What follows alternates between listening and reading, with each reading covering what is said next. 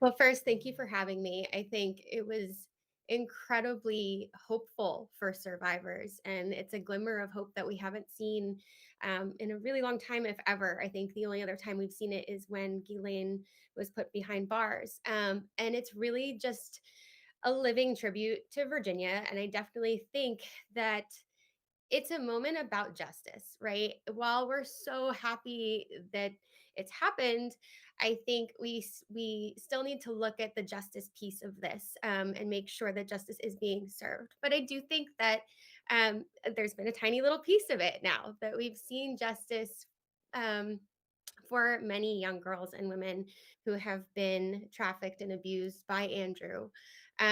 I think we all feel so incredibly proud of Virginia, and just what a great way to honor her voice and what a force she was.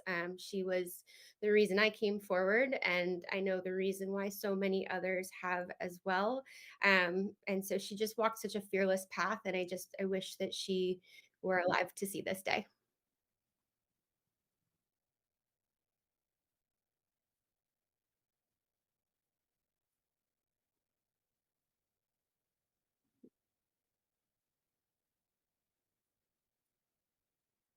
Mhm,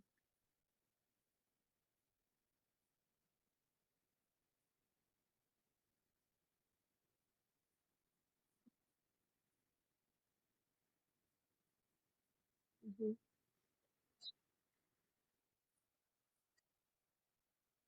Yeah.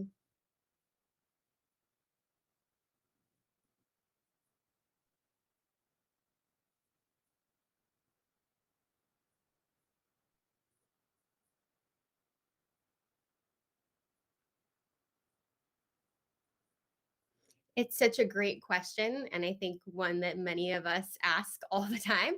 I think first, government needs to be open for these things to be able to move forward. I feel a little bit like, the names have been in the files, they are in the files, and government has this information, right? And so I feel a lot of the time that survivors are being asked to come forward with all of this, and I just um am feeling like they just need to do their jobs and find the names and just be able to just be as transparent as possible. I think that accountability is such an incredible word, and I teach dance. I teach dancers all the time, young kids. I have a son of my own, and it's like we are basically just asking for the same things that we would ask from our children or from anybody that we teach. We're not asking for much, we're just asking for you to be held accountable for actions. That's it.